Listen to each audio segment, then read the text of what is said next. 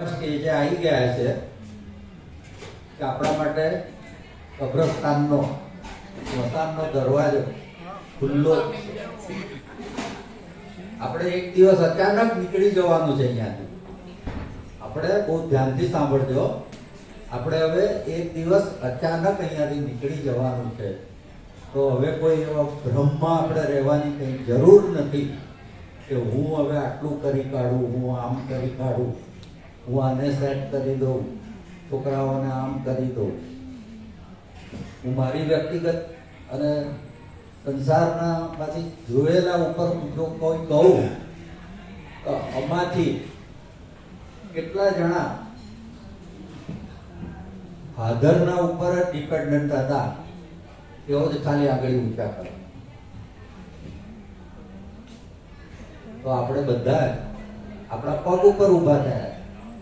સાચી વાત છે.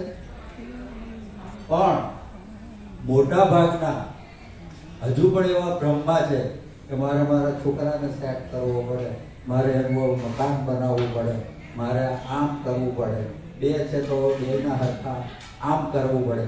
એમાં આપણે અશાંત થવાની હવે બિલકુલ જરૂર નથી. આપણે સ્વસ્થ રહીશું ત્યારે એમાં સ્વસ્થ મન રહેશે.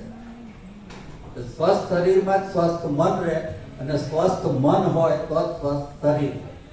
પણ સંસારની આ બધી માયાઓ એટલી બધી આપણા ઉપર વીંટળાયેલી છે. પણ retirement period is a golden period of life એવું કહેવાય છે. સાંભળ્યો છે આ શબ્દ પહેલા કે retirement is a golden period of life.